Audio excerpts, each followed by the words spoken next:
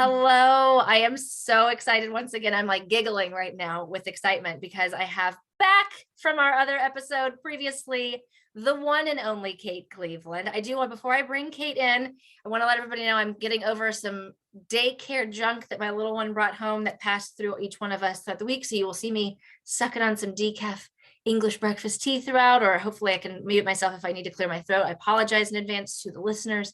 But I did want to just give everyone a heads up of like, what's going on with Meg? Why does she sound so terrible? Anyway, you know her, you love her. One of my best episodes, one of my most highly regarded ones with Matrescence before with Kate Cleveland. Welcome.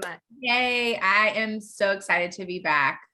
Yes, thank you. I when you reached out, I was like, yes, please. When can we do it? Yes, amazing. Yeah.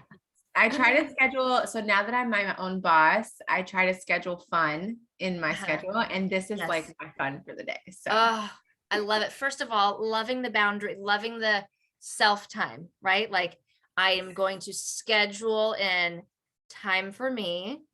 I love it. And second of all, I'm glad that it involves me today. Yeah, me too. All right. So what are we talking about today? We decided to have a loose conversation about whatever tangential topics come to our mind. So this is kind of like a stream of consciousness. My favorite. Which I think, honestly, it's interesting because as I have guests on so frequently, for like a level of comfortability for everybody, I'll send them an outline of the discussion and say like, okay, don't feel beholden to this. It's just an idea of like, if we start to kind of recognize that we're kind of struggling or we don't really know where we're going to go next, then you can kind of look at that and be like, oh, okay, she said we wanted to talk about this next. I've never once used one. It's generally always just like, excuse me, stream of consciousness. Where are we going next? So I'm really excited for it. One of the questions I wanted to ask you, which I encouraged our listeners last time, like if you have any questions, go, or if you're curious, go ask Kate where the name of her agency came from. And I was wondering if you'd like to share that with us now in our second episode. Yeah, that I love that because nobody has ever asked me.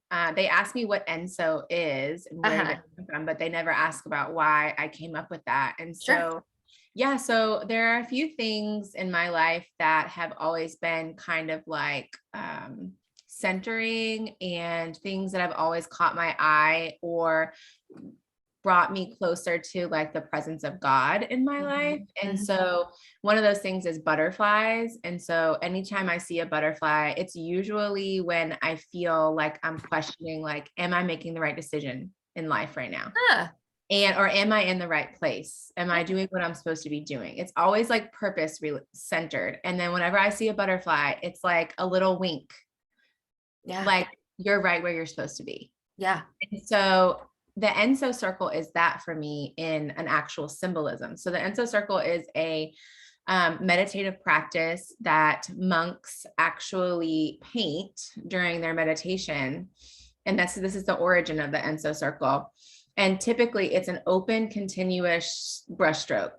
And so it's a symbolism for togetherness, for a meditative practice, and for leaving room for the unknown. So holding space and leaving space for uncertainty, the future. And so that's kind of how I interpret it. And every time I see it, I'm usually in a phase of life where I'm questioning, or I'm searching, and I'll go, like, the last place I saw it was like 4 or 5 years ago, and it was at a bar. And I was like, what are the chances that they would have this meditative, monk symbolism in a bar? And so I took a picture of it, and I always told myself from 5 years ago that if I ever started my own business, that I would use that. And so chills. I have chills. Because I serve mothers, one, we need togetherness. We need a circle. We need a village. Two, we need meditative practice. And it's okay. It doesn't have to be perfect. That's the beauty of it, is like every single painting that they draw is different. And it's never perfect, but it's just right, how it's supposed to be. And so I just really connect that with motherhood and mothering in general, and leaving space for the uncertain and unknown, and you can figure it out as you go. And so that's where the Enso Mama came from. I love that. Thank you for sharing with me. And how I love how things piece together like a puzzle sometimes, of like, you were at a bar and you saw that and you were like, one day I'm going to start my own thing and that's what I'm going to call it. And then here we are.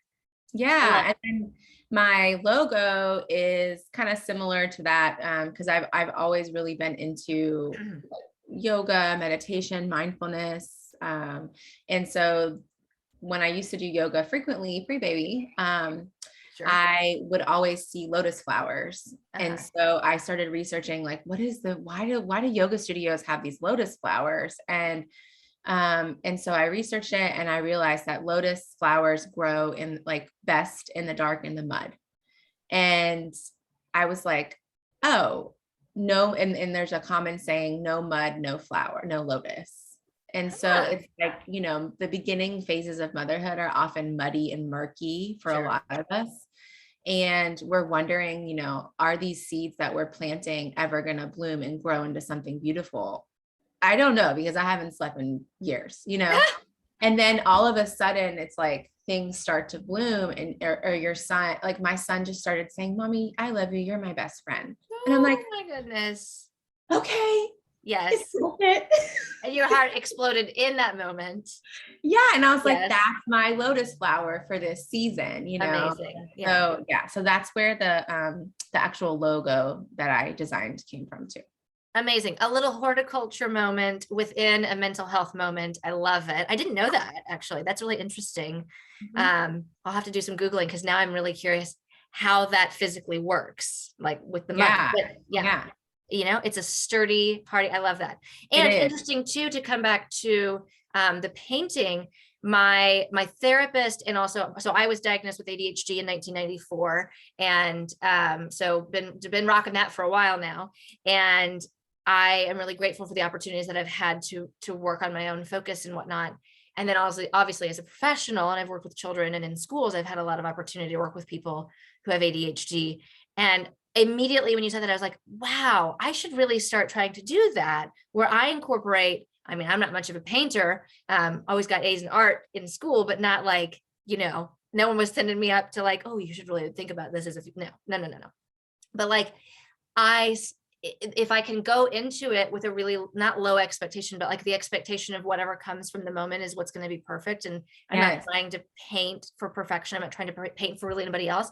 I'm actually, now I'm over here. I'm like writing these things down in my brain of like, I'm going to learn more about lotus flowers, and I might try to implement painting into my meditation, because I do find it, I mean, everybody struggles on some level at some point with meditation. I think that's why people stop doing it sometimes, is like, I suck at it. Right. And it's like, well, first of all, you got to be brave enough to suck at something right at the beginning. You're never going to start out being a concert pianist. You're never going to start out being an Olympic snowboarder. You have to start out as a beginner to begin doing something. And I think that's just really interesting. So I'm really excited about that and trying to focus on that, because when I keep my hands busy, it keeps my brain more focused. So if I'm able to keep my hands busy, I might be able to be a little more intentional with my meditation practice. Though I do also want to note, we talk about, you know, accepting the thoughts as they come in and watching them as they go past, instead of being judgmental. Obviously, the more you judge yourself, the less interested you're going to be in trying to meditate. But I love that. I really am. I have some homework for myself now. Yeah, that's the thing about painting. I started painting like maybe 3 years ago, because it forced me to step out of my perfectionism. Oh, yeah. And I would have this blank canvas and I'd be like, but like, I can't mess it up, and I want it to be perfect. And then I just started mixing colors and painting, and it's super meditative. It's super freeing. You know, art is art. Like, it doesn't have to be, there's no perfect art. It's whatever you want it to be. Right. And you know, anything can become meditative. And that's the thing that I'm starting to notice. Like the other day I was teaching somebody how to walk on a treadmill. And so we were progressing his legs forward, like both of us one at a time. And we were doing it for like 4-minute intervals. And I was like, oh my gosh, even this is meditative, because I'm just focused on this like repetitive thing. And Brene Brown in her podcast talks about swimming. and Mhm. how just like counting the laps Yep. and just like, being in her thoughts, but then just letting them come and go and not having any judgment toward them. Even swimming can be meditative. So Yeah. sometimes during a tantrum, it's a toddler's not my own. I often am dysregulated. Okay, every time he has a tantrum, I'm dysregulated. Sure. And I get into this fight or flight mode and I want to run. And I sometimes go in the bathroom and close the door before I go back out and try to like help him, because I'm like, I can't help him if I'm not able to help myself, And Right. so, but lately I've been trying to like, okay, breathe, think about something other than the screaming. Mhm. And I just try to like center myself. Yes. And then I'm trying to learn how to, because he's also highly sensitive. So Mhm. I try to teach him like, okay, it's you, if you want to scream, like let's scream into a pillow. Mhm. It's So like hilarious. focus it. Yeah. Yeah. Let's punch the pillow. If you Yeah. feel like it's okay to be angry, but it's not okay to hit people. So like, Uh-huh. let's punch the pillow. I'm trying to like give him tools to Mhm. channel these things that are Mhm. productive. You're still allowed to have the feelings, but don't judge them, just like us. And it's pretty amazing to see him starting. He's almost 3. So to see him start to implement some of these things. The other day I taught him how to hug himself and start tapping. Oh, wonderful. And I was like, whenever you get angry or upset or mad, you take a deep breath, because he doesn't ever want to do it in the moment, but No, like of course not. later. Yeah. And so I was like, okay, let's do it together. Let's do it together. And we Mhm. sat there on the floor and he just did this. And I was like, how cool that, my 10 years of therapy, I'm now able to teach him, and he's 2. Yeah. Hey, babe, you're getting that for free. I Okay. know, right? Welcome. Thousands of dollars. I love that, but So, that's so true. And you're right about having to teach things, especially to the little ones, but it's the same with adults too, of like, you have to practice it in a safe space, in a safe time. You can't learn something new when you're at a 10, when you're at a tantrum level. You have to do it now when we're all having fun and playing on the floor and da da da. So I love that. Yeah. yeah, but letting go of that perfectionism and finding ways for you to be able to be free and playful. And yeah, since I started going full-time in my business, my business coach, who I hired at the very beginning, because I was like, perfectionist, everything has to be perfect, all the ducks have to be, I have to take 10 million courses before I'm ready, and Yep. all of this. And I kind of was stuck in this inaction phase, Mm-hmm. because things weren't perfect. Mm-hmm. And she really helped me and encouraged me to take the leap. And, the best teacher is experience. And, Yes. you're never going to have everything perfect, and just to let that go. Mhm. But yeah, she also taught me how to implement fun. Yeah. Like, what a novel idea. Like typically when you're working in corporate healthcare or corporate like psychology, mental health space, like someone else is structuring your day. Mm-hmm. And so there's like no room for play or fun or anything. And Right. so I'm just trying to like teach myself how to be a good, gentle boss Mm-hmm. to my own self. And I don't know Yes. if any other like mom entrepreneurs are out there listening, but like, yeah, maybe we can talk about this, because figuring out how to schedule patient care and extra projects and Mm-hmm. fun and play and exercise and our own self-care, Right. in addition to like motherhood life stuff. Mm-hmm. What does that even look like? And if you do suffer with ADHD, PS, I also just got diagnosed with this like 3 weeks ago. Wow. I didn't even know that I had it. I thought everyone Yes. was like this. And I thought everyone struggled with these things. And Uh-huh. I never had the like true hyperactivity component as a child. So like, why would Right. anyone notice? Yes. And Yes. now that I'm a full-time entrepreneur, my brain is like, Yes. and I can't complete any task. I can't Yes. remember anything. I can't focus. And like, I have no structure in my day at all. I just like am literally doing whatever I want to do. And so coming up with some coping strategies. I'm working with a therapist, but I'd love to hear like what some of your coping strategies are for that. Oh my gosh. Yes. So I actually did an episode about imposter syndrome a couple of weeks ago and talked about how that perfectionism leads to procrastination. Yes. because it's like, if it can't be perfect, then I'm just not going to do it, but I have to do it because I need to get it done. So where do I acknowledge that? Where do I make my accommodations to just get it done? And I think there were a number of people who actually texted me about that, like, oh my gosh, the procrastination thing, that's so me. And it's taken me a long time, and I do still struggle with it, where for me, how do I focus that energy? For me, lists are my number one. I'm also very type A, so I love to check things off. So that's like a two for one special there for me, because I can have my list and see, and I'll even put, like, sometimes I'll color code it. Again, super type A, or like list it in priority. If I know what everything needs to go on my list, like this needs to, like, what needs to be done today, what needs to not be done, and then I have to sometimes sit and I have to contemplate what needs to be perfection and what do I need to get the heck over myself. And it's a really honest conversation, because there are certain things, like a diagnosis of a client, for example, right? I can't just be like, oh, that sounds like adjustment disorder. That's close to it. Like, I'm going to go into the DSM, and I'm going to, if I have to. I don't like to give diagnoses, as a side note. That's why I like working in private practice with private pay, because I'm not beholden to an insurance company or anybody.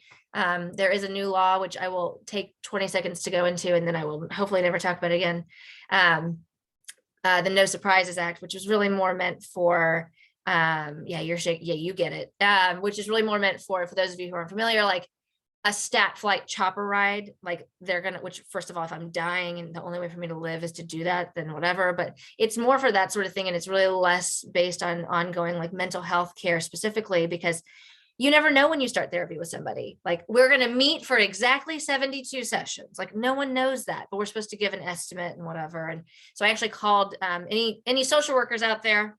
I called my representative and my two senators and left a message earlier today to encourage them I'd love to have a conversation with them about, like, why clinical social workers, clinical psychologists, marriage and family therapists, et cetera. I'm not one of those, so I can't advocate on their behalf, but I will advocate on behalf of social workers.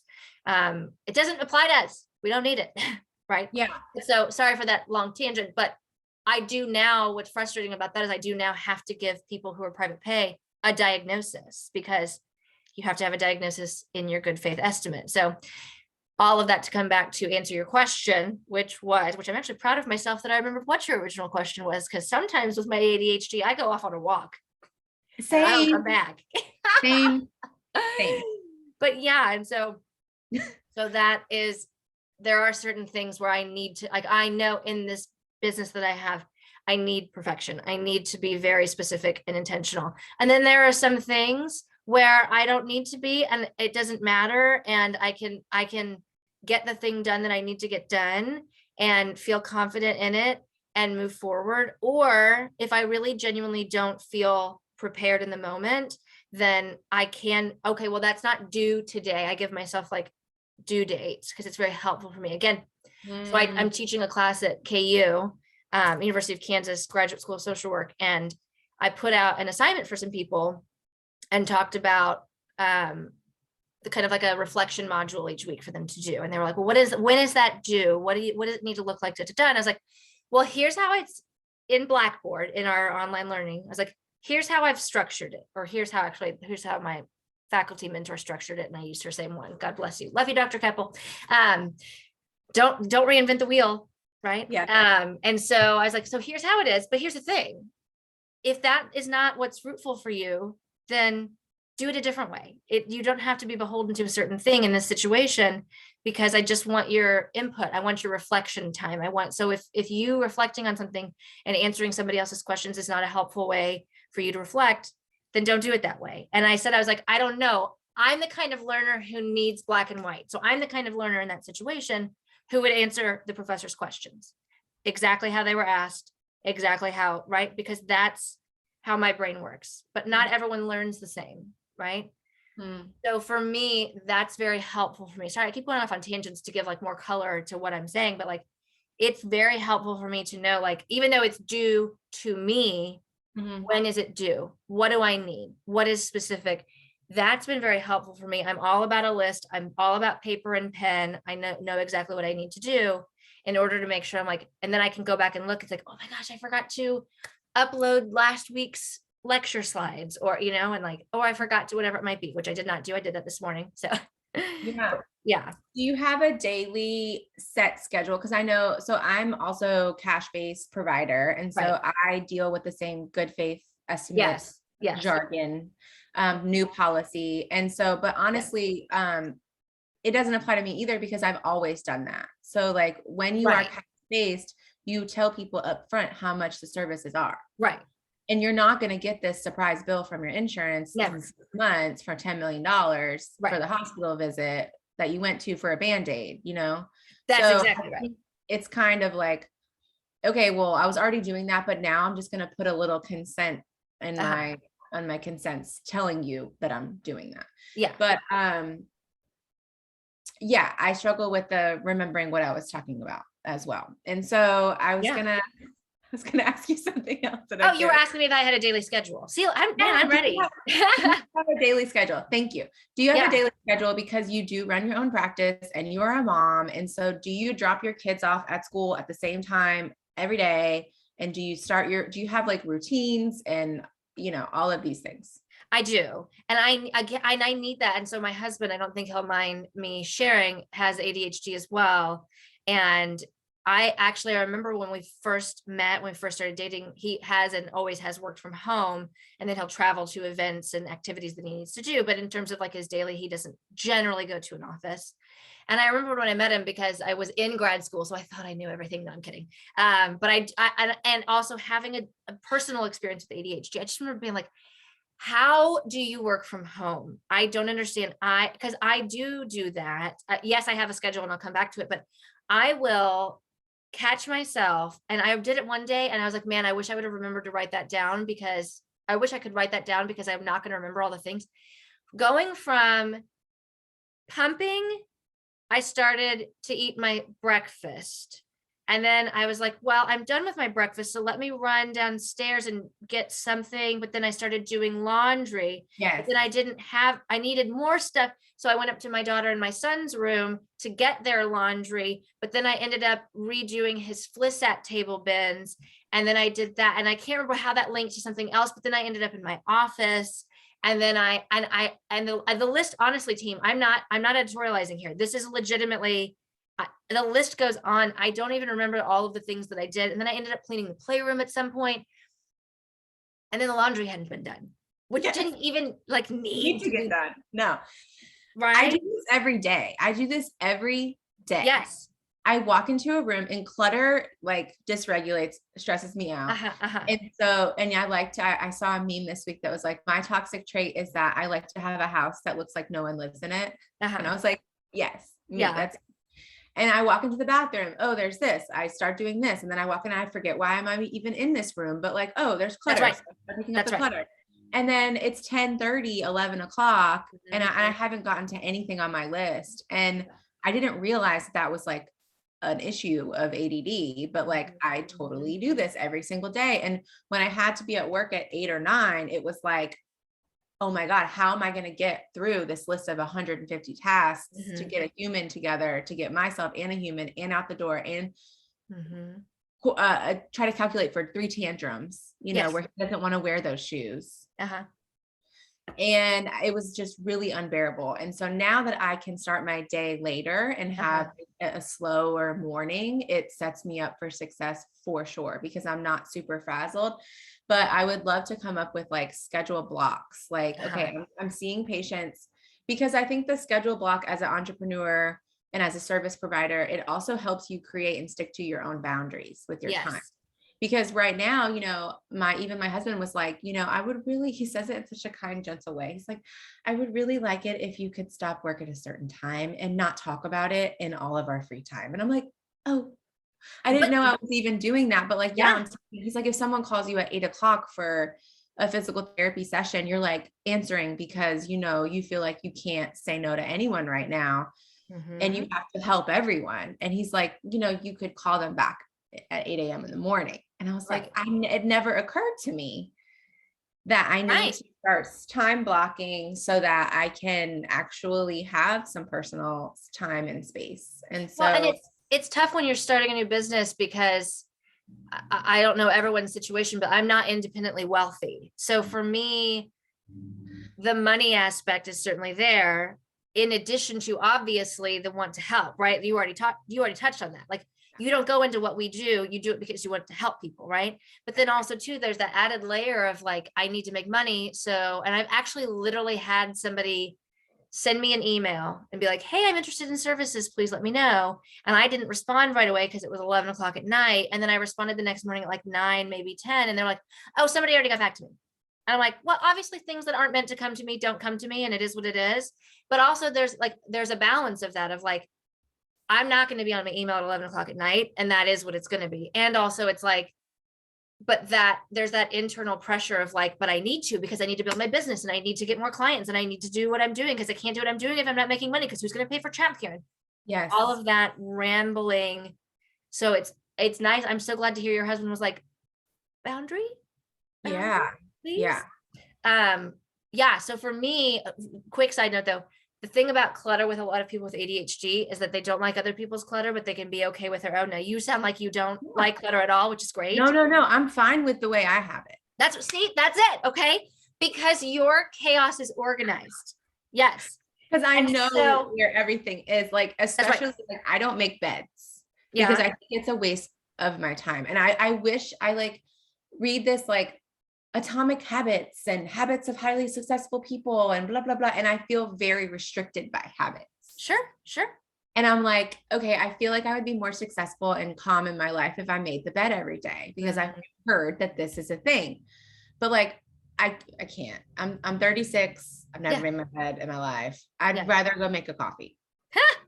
You know? And so I literally budget minutes. And I don't know, is this a mom thing, or is this a mom matrescence transition thing, or is this an ADD thing? I feel like I'm racing the clock at all times. And so every minute of the day has to be calculated for. I have 100,000 tasks, you know, like you said, laundry, dishes, this week, plumber, electrician, all these things that I'm coordinating, get back to this business, do my taxes. Okay. Does Christian have a dentist appointment? You know, I'm managing all the mental load. Right. And every minute of the day. And if something is like an inconvenience or unaccounted for, and it messes up my minutes that I've allocated for the rest of something, I get so irritated. Like, I don't have unlimited free time. Right. That I think is very much both and, right? So it is a symptom of ADHD. If you've found something that's working for you and then something gets in the way, it is also one of the questions on the DOS 21 is I found over the last week, I was intolerant of anything that got in the way of what I was doing. That's not the exact verbiage, but it's basically like that. So it can be a symptom of like stress, anxiety, and depression separately, and ADHD and parenthood, because you're so right. Gosh, I had this conversation with a client a couple of weeks ago about, he likes to play video games. I'm like, I know that's, some of us chuckle, and like, my husband plays video games. I chuckle sometimes too about it, like how passionate he gets about it. But like, talk to me about my cricket sometime and we'll probably have I'm not anyway, but like, I know people might chuckle about that, but if that's somebody's outlet, if that's what somebody enjoys, if that's what they want to do, and he's like, I need to go to bed earlier so I can get up earlier, feel prepared for the day, work out. I feel better when I work out. I take, whatever. And it's like, right. But then I want you to be able to play a video. Is there a time during the day you can play a video game? Is like, what about your lunch break? Can you eat and play your video game? I'm not trying to take that away from you. There are only so many hours in the day. And I said this conversation when I spoke with one of my special guests, Courtney Lewis, a couple of weeks ago. If you have Kim Kardashian's staff of 50, you don't have the same 24 hours in the day, right? So if you have somebody at the house who's going to take care of the electrician and the plumber, then you don't have to stress about it. And those 2 hours of your life are yours, but they're not yours because you don't have a staff to accept and greet the plumber and the electrician as they come in. And so when something gets in your way, especially when it was that moment of happiness, like, heaven forbid, we're already doing it, thank goodness. But like, imagine if something would have come up and we wouldn't have been able to do this day. I would have been devastated because this is something I was looking forward to. And this was like, I'm obviously working because this is something that I do as a part of my work, but like, it's super, super enjoyable for me. Yeah. So when things like that impede us, it is devastating, just depending on the day, the level of devastation. Is it a 1 out of 10? Is it a 9 out of 10? Yeah. I want to validate the 1 and the 9 and everything between, because it's like, all I wanted to do was watch this one new episode of RuPaul's Drag Race, and now something happened and I can't insert drama here, and now I can't. And that was like my 45 minutes of me time. Yes. And now I don't get it. I don't know if I said this to you on the last episode or not. I might have, but like on my birthday, I scheduled a massage for myself at like 8 a.m. I rushed to drop off my son at daycare, drove the 35 minutes to the salon, and I get there and there's smoke and fire coming out of the building. And I still went inside because I'm going to get my massage even if there's flames. I feel that. And they were like, I'm sorry, ma'am, we're closed. And I was like, no, it's my birthday. Did you not hear that it's my birthday? I like rearranged my whole schedule and dropped my son off kicking and screaming at 7:30 this morning so that I could come here to relax, not to be more stressed by a fight. And so I had this very like first world problem. Yes. Like oh my God, you're so privileged. You couldn't get your massage, go cry me a river. But I was like, this is the one thing that I'm doing for myself that I haven't done in 6 months. And I'm going to sit here across the street on this park bench for 20 minutes and I'm just going to be sad about it and watch the flames go out of the building and just know that it's fine. This is a major emergency. You couldn't have prepared for this. And I just kind of like talked myself down. You can still have a great birthday. Mm-hmm. You can find another massage, but it's okay. Like, it's okay to be disappointed. And so instead of like judging myself for being disappointed about this first world problem, when there's like, so I grew up in a house with a mom that it very much instilled in me, your problems are not real or not big enough because there's a starving person down the street or in China or Africa, and now I tell her all the time, like, Mom, we're not in the business of minimizing people's suffering or pain.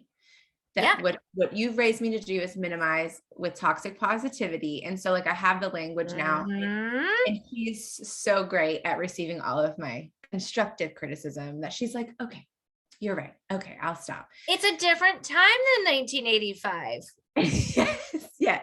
It's a different time. I have started to realize like, okay, even I minimize sometimes because I'm like, oh, this isn't a big enough problem. And so, that happened to me. It was devastating for like 5 minutes. And then I found another massage and like life goes on and I had a great birthday. But speaking of outsourcing help, and not comparing your 24 hours. My friend has a mug. She's obsessed with Beyonce. She's from Houston. Sure, of course. Shout out to Rachel. She has a mug that says, I have the same 24 hours as Beyonce. So it's so tough, right? It's so tough because I just want to like, yes, ma'am, to everything. First of all, I actually have my show notes from our last time and I wrote down your birthday, December 10th. Oh yeah, that was it. I wrote down, so I wrote it down. So it says Kate B-Day. But I want to validate everything you just said, the toxic positivity, the minimizing. It's okay to be sad about being disappointed. I had I had the same, literally almost the same thing. My husband scheduled me a pregnancy massage. I got to I was very excited. I was feeling, stressed about work, whatever. Show up and they're like, oh, you're pregnant. We can't do it. And he was like, and so I texted him and he was like, I flat out called for a maternity massage, so whatever. And I sat in the parking lot and I cried and I was like, I was texting the woman who was my matron of honor and I was like, why am I crying? Like, oh, this is such first world problem. And she very graciously was like, right, but it's your problem. Like it like you were looking forward to something. You wanted some relaxation. That was your time for that. You were excited about something and it's been taken away. No one's starving. No one's dying as a result of you not getting your little massage. But it is literally, it's so frustrating and upsetting. And it's tough because then we start judging ourselves for being a whiny little baby. And then how is that helping the situation? And so I like the idea of the Beyonce mug because I think perspective is very helpful. I think in a moment where you can say, yes, and sit with the tension of I'm allowed to be upset. And also, like, I loved how you said, like, I took 20 minutes, I got upset, and then I moved forward with my day, right? Like I tell clients that sometimes when they're like, I just cry all the time. And I'm like, crying's a good thing. The issues are in the tissues, get it out. But like, set yourself a timer. 10, 15 minutes. When that timer goes off, what's next? So like, no, ma'am, you don't have the same 24 hours as Beyonce. If Beyonce needs something done, she can call and has the capital to be able to call any person she wants and get everything taken care of in a non-personal setting. Everything, including taking her kids to school. I mean, if she wanted to. I don't know what Beyonce does. You know, she is amazing. Actually, I have a tangent about, we don't talk about Bruno from Encanto and Beyonce, which maybe we'll talk about that later. I'm gonna write myself a little note. Bruno, Beyonce, if we get back to it, we do. If we don't, I'll have another conversation another time. But I think it's the world we operate in is not black and white. We function in the rainbow. And for us to say, you have the same 24 hours as Beyonce, suck it up and get over it, is very, it's so critical and judgmental of ourselves. And that's what we all need to work on being less of, is judgmental. And also too, sometimes it might be nice for me to look down and see my little coffee mug and be like, okay, you know what? Other people are doing stuff and doing it. Okay. So, but it's making sure that you have that self-awareness to be able to know when you need the Beyonce mug and when you need to break the Beyonce mug. I agree. Metaphorically, don't actually break your mug. Yeah, no. And on those lines, I know you wanted to talk about like, comparison in, I don't know what the technical term, the clinical term is, but the comparison that often happens in early motherhood or anytime in life, but especially early motherhood. And I struggled with that. What's the term that you used? Obsessive comparison disorder.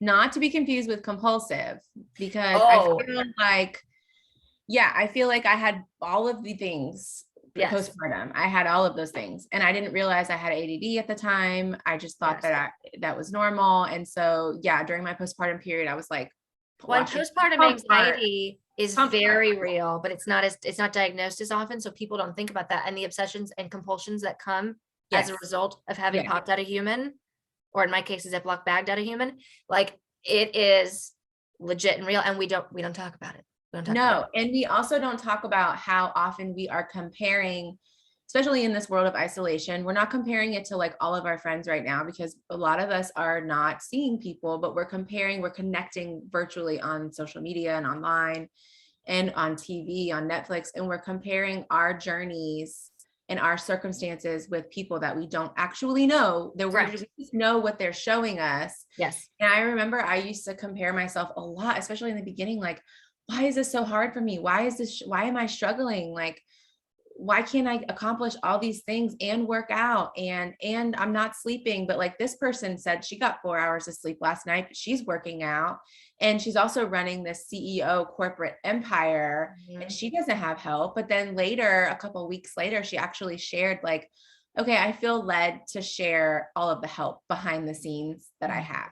Yeah. And now that I've been doing like specific motherhood, all my clients are moms, pregnant or postpartum, and the coaching, the mindset coaching, I'm realizing all of the layers of support that people actually have, that they've implemented over time so that they can function and thrive and feel sane in their life. And my mind is continuously blown. Because I'm like, oh, this feels hard because I am operating on an island, and I just started this year getting my house cleaned professionally, like deep, and it's once a month. So it's not like I haven't given myself the gift of every week yet. Yes. But I grew up in a house again where my mom did everything, and she had this motherhood martyrdom, and she did everything on $30,000 a year. And I still don't know how she did everything, but like, was she centered and grounded and present and calm and peaceful and joyful? And was she doing things that lit her up? No. Amen. She was surviving. Yes. She was leaving to-do lists for us. If you don't clean this damn kitchen before I get home, I'm going to lose my shit. And she also came home and lost her shit because we didn't often check off the to-do list. Yeah. So like, I watched her struggle through our early childhood, being an island and not feeling like she either didn't have the resources or she just felt guilty about outsourcing whatever she could. Even now, she's like, I can't believe that you get your house cleaned. And I'm like, that is the one thing that I can do for myself, that I can spend 4 hours doing something else that needs to be done, you know? And if I may, you're also stimulating your local economy. I'm just saying. Yes, very, very much so, because it's Yeah. expensive these days. And so, but then I started researching this, like, okay, what are some other systems that are in place that the moms that seem to be thriving, what do they have in place? Okay, even some of my moms that don't work outside the home, they're taking care of their children, they have nannies. They have people come, an extra human, help them with their children, help them on outings, help them on planes. And I was like, oh, that's A why nanny it's on hard. a plane. That's why it's hard. I saw somebody with a nanny on a plane most recently. And I was like, The dream. my mom looks so calm. And not all of us can afford these things. So I try to work with my moms, like, okay, what is in the budget? Right. What Of can you course. say no to? And so that we can reallocate funds so that you can have more time and more peace and go to yoga or go to Pilates or go somewhere to do something so it frees up time. And so, yeah, I'd love to hear, like, if you have any systems in place, or like a lot of people, they have built-in family. And so, extended family or grandparents. Right. And so on the weekends, they can recharge because on Saturday morning they They go to take grandma's. grandmas. Yeah. We don't have that. And so I also understand that it's a double-edged sword. Sometimes family cannot be helpful and can That's a fact. Yeah. very harmful. And we could talk about that for a whole nother hour. I'm sure some of our listeners are like, Kate, my family lives around the corner. Let's so fair enough. But yes, also sometimes it's less helpful than what I fantasize about. Can be. Yeah. And then most recently I discovered there's laundry service.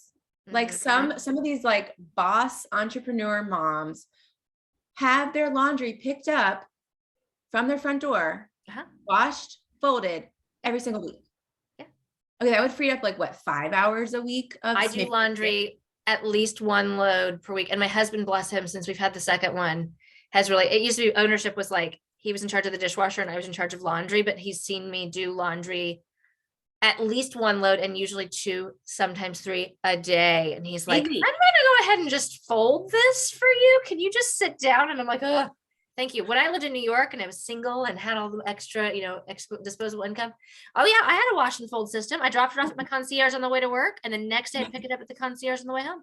It was amazing. Absolutely. I know. But I think that is something, because, again, I'm the same way. Like, we're in Kansas.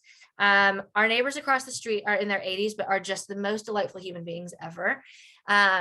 If we needed something, if it was like an emergency, I would feel as comfortable as I could with them. We do have one set of friends down the street who actually randomly went to Ole Miss with Austin and randomly saw us at our community pool. And so we have one set of friends, and that's really kind of it. And then there's a woman who I used to work with who is a babysitter for us, and she has babysat twice in the 2 years we've been here. So, and she's wonderful. But yeah, I mean, I do lament that, because like we call my parents every night on FaceTime, and my son will say, can we go to Poppy and Bob's house? I'm going to go to Poppy and Bob's house. And that's what she calls my parents, Poppy and Bob. It's a very long story.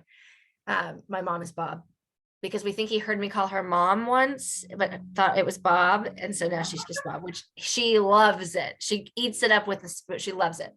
And I'm like, no, because they live with the 2 of you, it's 9 hours. It's a 7.5 hour drive, but between the 2 y'all baby children, it takes us a while to get there. So no, we can't just pop over to Poppy and Bob's house.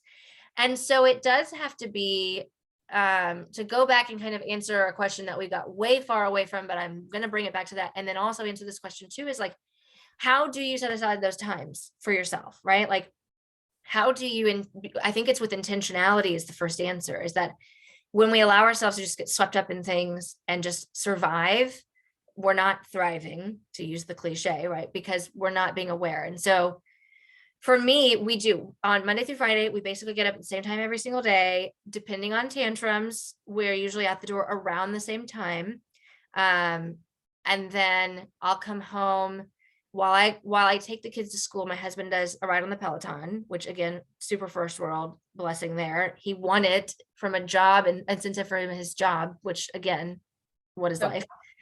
And so he'll do it while I'm on the way to do that. And then while I pump, when I get home, he'll finish up and then he'll go shower, and then I'll do a ride, except not this week because I am not feeling the best. But so that right there. And before we had the Peloton, we used to get up before just my son, before my daughter was born, but we would get up and work out together, which I love and kind of miss having that. But that was a nice moment for us together and like work out and like, oh my gosh, this person's killing us. It's so,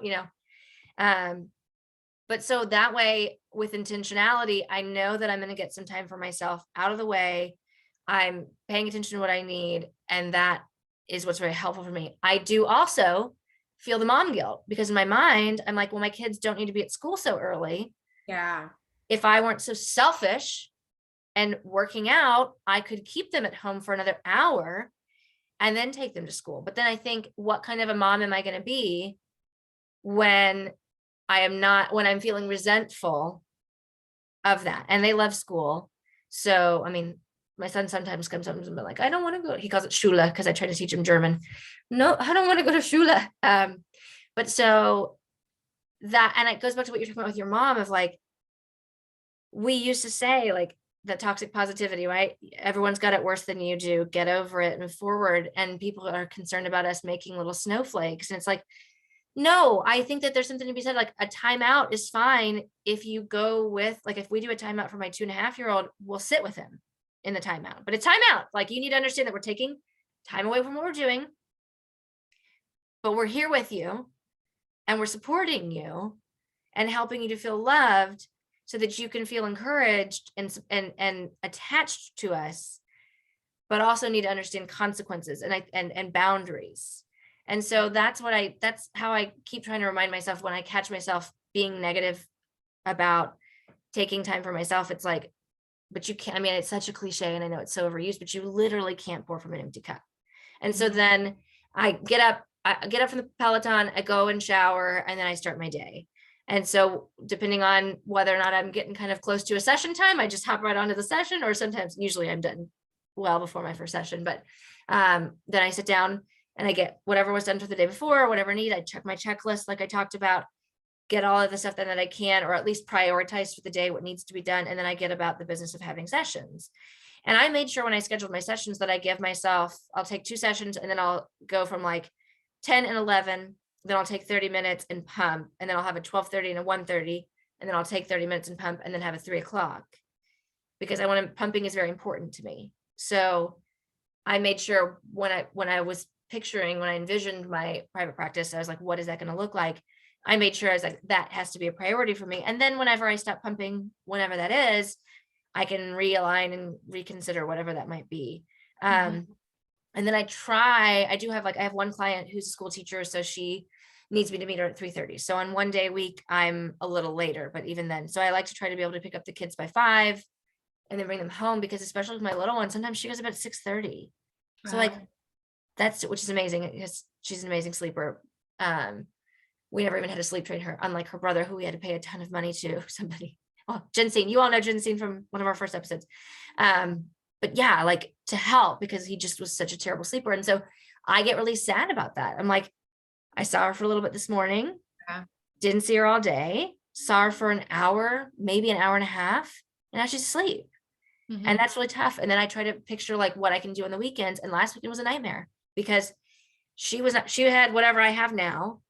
And I think she has some little teeth like kind of budding, but they're not really like popped through yet. I'm like, could you please just grow in so she can stop with feeling sad? And my little chipper cheerful was not, and my son was melting down sporadically. And I just remembered on Sunday night being like, wow, I don't feel any more energized, or like I even really like provided my children any more mom, like they were both so miserable all weekend. And so I'm like really looking forward to this weekend and really hoping like, what can I do differently to make it better? And sometimes you just can't, and that's gotta be okay too. But it can be really difficult. So the best I can do is set a goal, be flexible, understand that not everything is going to be perfect, remind myself of that, remind myself sometimes that I have 24 hours like Beyonce, and most of the time tell myself, no, I don't have the same 24 hours. No, it's me and my husband. And that's, and I've got emotional support, which is wonderful. We have a housekeeping service who comes every other week, which is amazing. And I remember when we first had that conversation too, of like, I mean, are we that lazy? And it's like, no. And again, I come back to my girlfriend when she was considering this, she had a friend who gave her this information, Kata told Laura and Laura told me, you're helping somebody else who has their own small business. You're stimulating your local economy by hiring somebody to do the job that they're good at, and also way better at than I am. So that's my time that I get back. So that's a very long answer to. It's my favorite day. And I like don't want anyone to touch the house for at least 5 hours so that I can savor the It's so nice. Yes. And I'm like, no, you can't cook yet. He's like, why? I'm like, because it's shiny in here. It's so pretty.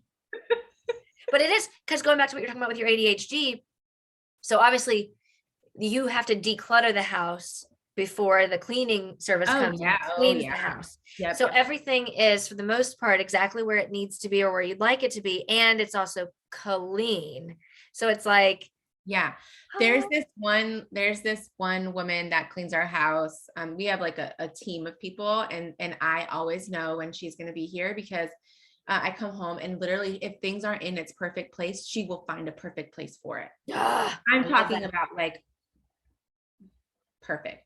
And I'm like calling the owner of the company, like, hey, can she come every time? Because she does all of that. Like, So I definitely, that has been a huge like life upgrade improvement for me to do. And I'm aware that not everyone can afford that. And I get that, but it is trying to find blessing. Yeah. It's a huge blessing. And I will literally not eat for a week so that I can afford to do it.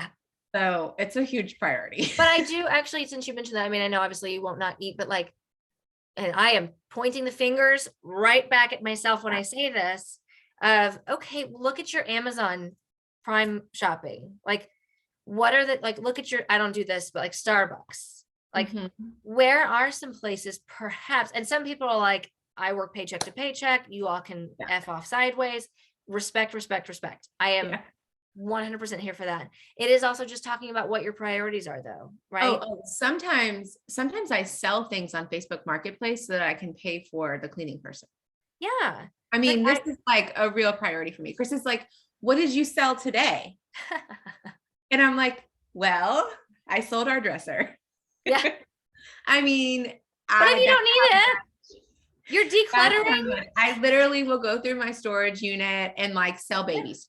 I mean, if it comes to that. And so, I definitely respect. And part of my postpartum doula service work is meeting people where they are, figuring out where the overwhelm is being triggered from, besides other than having a newborn and all of that. But like, okay. Besides the obvious. Yeah. And like, what in your life is realistic, and what are some free ways that we can outsource things? How can we make your life easier so that you can lay in the bed for an hour and meditate today and not do the laundry? So I try to like help them schedule and prioritize their day. It's so much easier to do it for other people than to do it for yourself. Of course, physician heal thyself, right?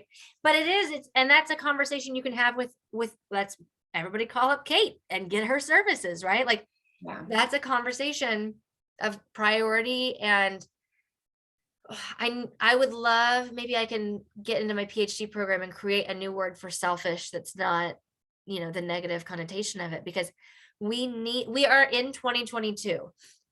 We are not in the space where everyone just has to get over everything anymore and suck it up and walk it off. We're not there anymore. And I'm sure, I know for a fact that there are some people who consider us all snowflakes and fragile and weak and fine, but like,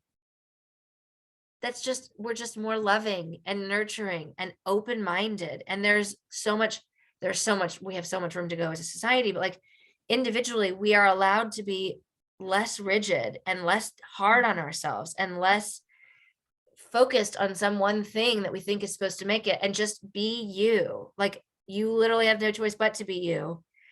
But then we try to emulate other people and we try to do other things. And I'm not saying like don't have goals and don't aspire, but also not making it come from a place of force and a place of shame and judgment on yourself because you're not where you think you should, which don't should on yourself, be. Yeah, no, I love that.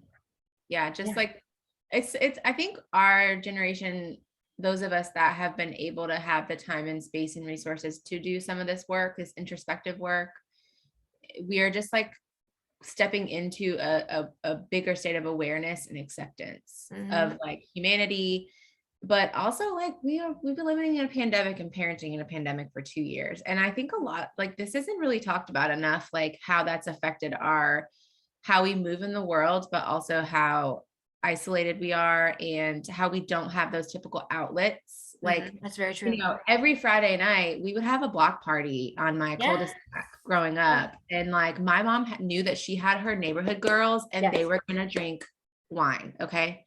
And they were going to turn up and the kids were all going to play. And she had that consistently every Friday. She could look forward to that. Like, you know what I would do for a neighborhood block party right now, or like regular dinners with friends, like amazing. Date nights. Like we haven't really been in the world, and my son is almost 3, so he was 1, but a lot of my clients, have had babies during the pandemic. And so, they have had their whole entire children's lives, this caution fatigue or this decision fatigue. Yes. And they don't have their usual social community outlets. Right. And so I think like a lot of us are just operating in survival mode. We got to give ourselves grace. We got to give ourselves grace and self-compassion. I'm huge on like Kristen Neff's work with self-compassion. I don't know if you follow her, but like really, what do I need today? And that is not selfish at all. And you need to drop the guilt and drop the shame, because those are not useful emotions at all. And figure out like, okay, what is me putting my oxygen mask on today? Because if you are at rock bottom, you're helping no one, and you're definitely not able to show up for your family. Yeah.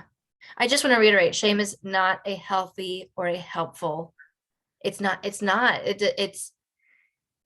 like guilt can be positive because you recognize if you've actually done something bad and can help you redirect and make a better choice next time. But that shame piece that we put upon ourselves is just counterproductive. It's not getting us anywhere. And if the thing that you did today was listen to this podcast, then this is a mental health podcast. You're taking some time and focusing. So we're preaching to the choir here when we're talking about, but also like just validating and giving that space of like, it's okay. Like, I love that we said, like, how do you put your oxygen mask on first?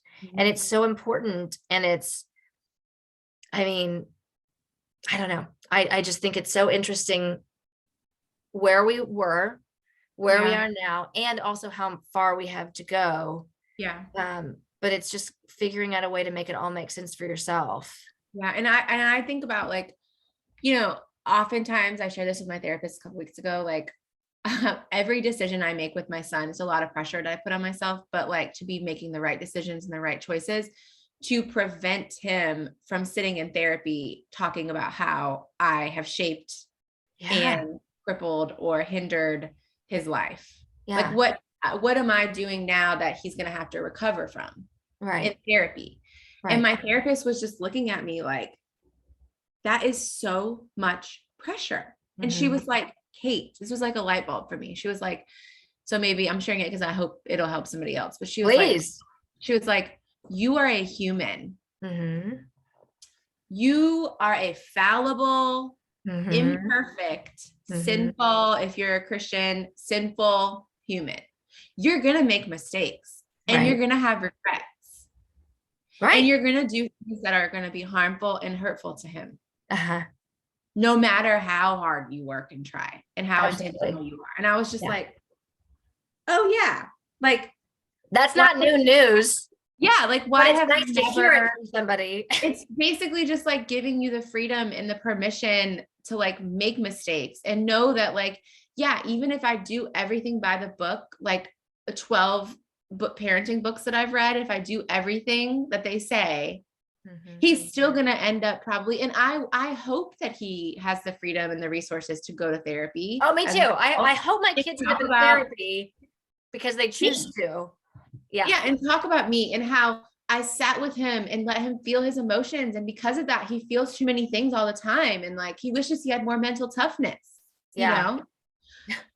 The pendulum has swung the other way. I mean, there's going to be something like, but sometimes I think about that, like, okay, but yeah, just like letting go, giving ourselves permission to make mistakes in our parenting, but in our humanness.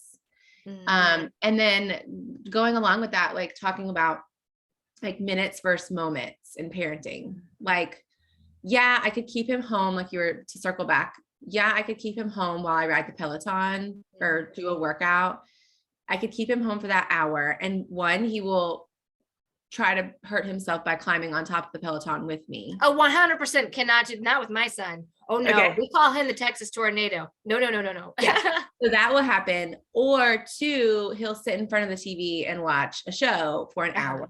And or I could drop him off at school and he could play with his friends. Yeah. And learn how to write his name, which is mind-blowing. Yeah. That they're teaching that. So yeah, I'm like, okay, minutes versus moments. Like those would be minutes. He would be here, we would be in the same house, but it wouldn't be this meaningful moment. And so a lot of times, like I lately, like I just read this somewhere, but like in the past month, I've been really trying to focus on the moments. Like, okay, the whole weekend was a disaster because we were both sick. We watched too much TV. We ordered food. Like we ate too many donuts. It wasn't like this bonding weekend. But then Monday afternoon, I brought you to the park and we went down the slide together and we played. I put my phone away and we played for 30 minutes straight. Those are moments. Right.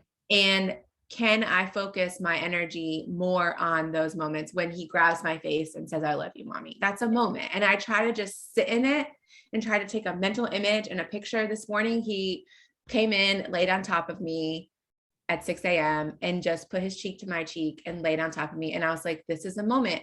Esther Perel and Brene talk about missing the full weight of their 2-year-old son. Yes, I remember when they said that in their I was like crying. I died. I was like, it's funny. He's not going to remember it and it's terrible. But I actually, as a result of that specific episode of the podcast, when my son was sitting in my lap, I was like, you'll always sit in my lap no matter how big you get, right? And he goes, yes. And I was like, I'm going to hold you to that. And I thought, you are a crazy human. Don't make this child promise that to you right now. And I knew I was being crazy, but I was like, I just need to say it out loud. But like, it's so true. And I said that about it's weird because I'm in this space of like, I love to see what my 7-month-old is doing. Like she's standing now and she's kind of starting to like edge her way around the table. And I want her to grow, but I'm not ready to not have a tiny human that I need to carry around because she's my last. We're done. I shut that business down. And I feel really good about our choice to have 2 kids. But it's this balance for me of like, I want to encourage her and have her learn. And if she wants to walk at 7, she's nowhere near close to walking. But I'm just saying like, she needs to be able to do what she needs to do. And I also need to acknowledge that I have sadness. It's both and. I'm so excited to see where she is. I can't wait till she can talk. We got very lucky. Trey started talking very, very young. And so we can have these conversations with him. He tells us about what he dreamed about. Usually it's like blue and purple, but you know, like I can have conversations with him and we're very lucky about that. And so I look forward to that. And I'm very sad at the idea of not having their full weight in your lap. When Brene said that, I died. Like, yeah, the neck died. Yeah, because I was like, I have a 2-year-old son and I feel the full weight of his body.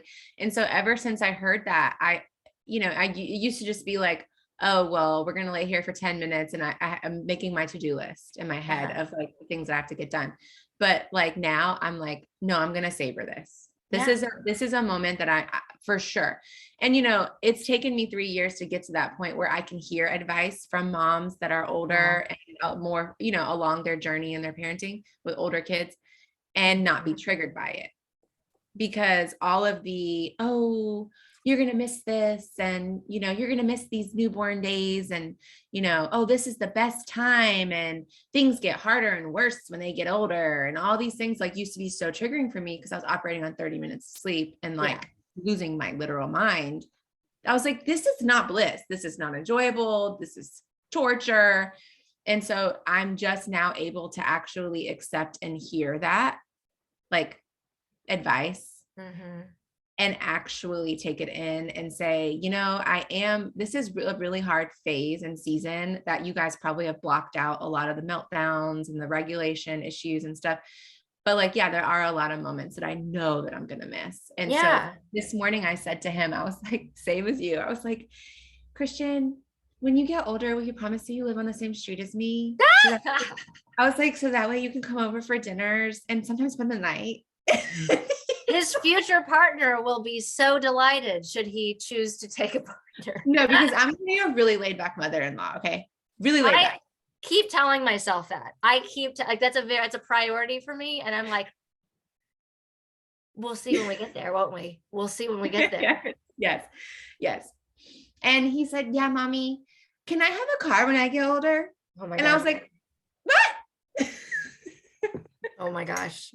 But yeah, but then I was like, no, this is actually not healthy because like, say you want to live in Paris and be an artist or something, like you go follow your dreams. Like, I'm not going to hold you back so you can live on the same street as me. But it's tough though, because like I studied abroad in London, bless my parents for paying for that.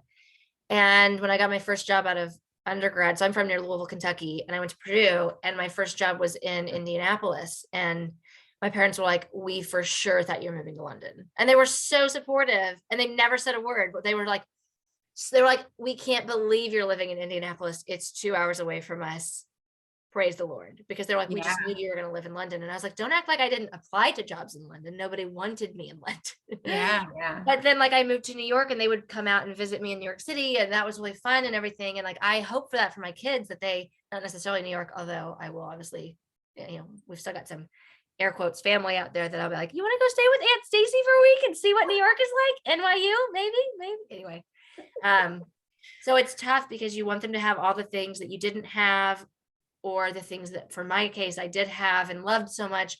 And also I'm going to be devastated that I don't get to see them. It's really all of the things. And I love what you said about being in a space where you're finally able to accept parenting advice. And for me, I really fluctuate on that. Like, this isn't especially parenting advice, but a couple of weeks ago it snowed 4 inches here, and I got my son a little strap-on snowboard, like just literally Velcro, and it's nothing. And I actually pulled out my snowboard because we have this little hill. It's probably like 3 feet high, maybe 4 feet high in our backyard. And I was like, I'm gonna pull out my snowboard and show him how to go down the hill, and then he'll go down the hill and it'll be so much fun. And I mean, it was a $45 snowboard from Kohl's. So like, it was not waxed. It was not treated. I could not get that thing to go down the hill. And I posted the video, and I was like, well, I don't know what I was expecting from this $40 piece of plywood from Kohl's, but my husband had videotaped us, and like me trying to like get him, like I'm trying to like yank his body down the hill. And then I'm trying to like kick the snowboard with my foot, and it's not going. And I'm like pulling the front of the snowboard while I'm trying to hold him, because he's got pretty good balance, but also it's a snowboard, and I'm yanking anyway. And I can't tell you how many people are like, you need to wax it. You need to wax it. You need a bigger hill. The hill's not big enough. And I'm like, I literally said that I need to wax the snowboard. So you telling me I need to wax the snowboard is reminding me of what I've already said. And for those of you who are like, the hill's not big enough, I just snowboarded down it. Yeah. You see a video of me going down the hill just fine on my very nice K2 board. And this is not parenting specific, but I feel like that's a very safe one for me to do. Although if you're listening to this and that was you telling me to wax my snowboard, I didn't need that. I already said I waxed. No, that's very aggressive. But it is that kind of thing where it's like, you have to, especially in social media, you have to post all the things you tried, or all the things you're planning to do, or all the things about a parenting situation. Yeah. Lest you get, well, have you tried this? You need to do this. She hasn't tried this spoon. What about this spoon? And it's like, yeah, you can't just be like, baby girl didn't like butternut squash, because everybody's going to be like, have you tried peas? Have you tried baby led weaning? You're not doing baby led weaning. You're only using that spoon. That's the wrong spoon. And it's like, yes, we are doing baby led weaning. I also thought I'd let her try a puree. Yes, we do have a fancy spoon. I see that you have a different fancy spoon. It's you're like still in that early baby phase where everyone has opinions about how to raise the perfect baby. Yeah. And so it's interesting when you get older, when they get older, I feel like perhaps the defensiveness goes away. And I don't really know where the defensiveness comes from, because if I feel like someone's got something that's going to help me, I want to know it. Yeah. I guess maybe it's like, I don't like being mom-splained. I think that's probably. Yeah. Oh, and I love Kristen Bell's mom-splaining. Yes. Can I pause for 1 second? I have to open, speaking of plumber, the plumber just got here. I have to open the door so he can come in, and I'm going to come right back. Is that fine? Okay, great. Sorry. And we're back. See, if you had that house manager, the house manager could have gone and opened the door. But yeah, I do. I think that I love that Kristen Bell mom-splaining, because I think mansplaining is one of my biggest pet peeves. And I use liberally too, because women do it too. I don't like when people assume I'm dumb, and that's probably my own shortcoming and defensiveness from another perfectionism, or, the shame of something. I don't know what. Maybe my therapist and I can talk about it. But And I don't think that people are giving you advice because they think you're dumb. I've realized that people want to be helpful and they don't want you to make the same or go through the same yes things that they have gone through. But the thing about raising humans is like, there's too many variables. Yes. There's no two situations and circumstances that are the same, no two temperaments that are the same, no two family structures, support systems. I can go on and on. Yeah. And so, what worked for you is great. And like, I am guilty of this because when I had a 6-month-old and we finally got him to sleep for like a week straight, I thought I had cracked the code, and I was like I was explaining it to every like new mom in my sphere, like, this is what we did. This could work for you too. So you don't have to suffer like me. Yeah. And it comes from a place of love. That's very much, yes, absolutely. But then he started waking up again a week later, and I was like, oh, I know nothing. Like, I'm just surrendering to this at this point, and I'm never going to give advice again. And so part of my postpartum doula and motherhood physical therapy business, I don't give advice ever. No. I listen. And if they ask for opinions, I say, here are all the theories. Here are all the approaches. Yes. You can pick and you can decide what will work for you. Yes. There's no judgment and there's no right way for anything. And I was just telling somebody about this the other day, like we're the first generation that we have access to the internet. We have access to 10 million parenting books, 10 million parenting podcasts, YouTube episodes. Like, it's like drinking from a water hose with advice and the access people have to you. And like, we know what families do across the country, across the world. Like, and so our parents knew what, Jenny down the street might be doing. That's right. And they may get some advice from coworkers. Can you imagine? No. Like, we have to filter through so much feedback. It's so much. And I like what you were saying. I think that's something too. I can't remember who it was, but it was on my time hop this morning of like I am paranoid in reverse. I assume people are out to make my life better. That's a paraphrase, and I apologize deeply that I don't remember who it was. I'm not going to take the time to Google, because I don't have a producer who can go, could you Google that for me, please? No. But I like that about the advice piece. If I can just constantly remind myself of that. And I have that conversation with myself, and then I'll like whine to my husband and be like, can you believe so-and-so said this? Like, I can't believe. And then my husband will be like, but you overshared it. Right. Which is why my thought is like, which is why you have to be so specific in your verbiage of like, I've already tried this and I've already tried this and I've already tried this. And I'm just letting everybody know that I thought this was cute and funny. So please don't give me any advice. Isn't this funny how she hated her green beans? Like, right, whatever. Yeah. Or you could just block comments and DMs. Yeah, that's very true too. But like, yeah, I think that's really great about not. Yes. Yeah. Yeah.